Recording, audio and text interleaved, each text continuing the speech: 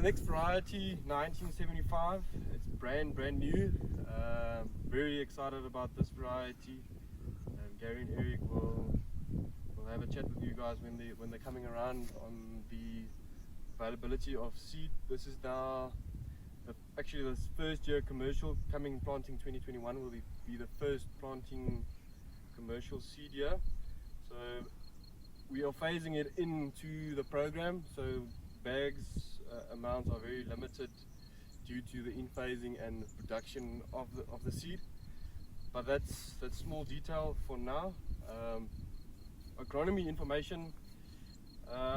This is maybe one of our cleanest varieties on leaf diseases we've seen in a very long time.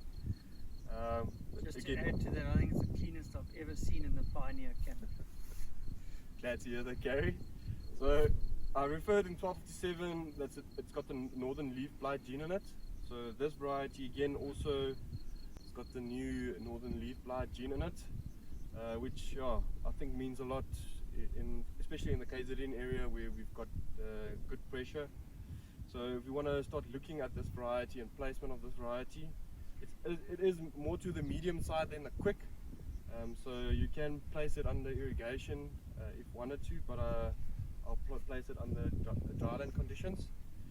And one thing that we've been seeing over the past 2 seasons, I've been seeing it, it's got the ability to flex in 2 ways. It's got the ability to put on a secondary cob. That's not your primary secondary cob, but it's very close in speed when you're talking about prolificacy. They tend to come out very close to each other, so the speed of it's actually quite interesting to see that kind of prolificacy on it as well. And then it's got a flex on the amount of rows it tends to put on, also from 18 till 20 in the bigger spectrum that we've seen in comparison to the other mediums that we've been seeing over the years, especially the 2432 that's normally set on 18 or 16. So yeah, again, step up on the flex there, and then also on the yielding potential of this variety. So I don't know if there's anything other that you want to add as well. Maybe the stature of the plant, we can talk about that as well. It's a nice and short plant.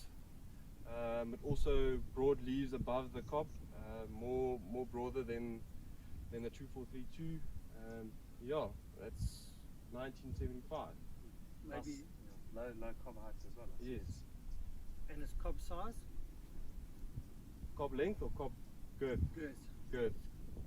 So what I've seen this season on 1975, the difference between the first and second cob. Sometimes the second cob is doing at 18 and then the primary cob is doing 20.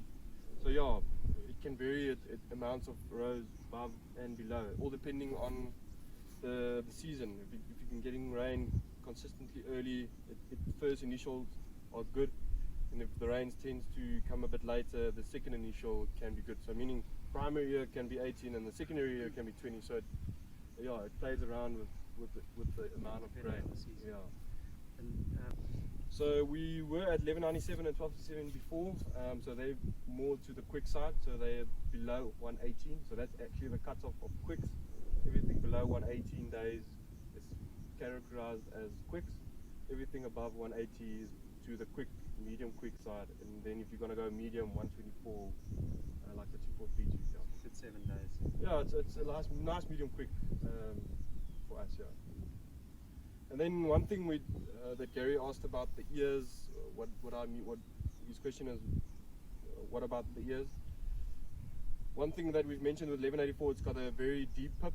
1257 also has got a deep pip, and then 1975 is also one that's got a very thin stalk or stronk with a very deep pip. So yeah, that's also very excited about this variety.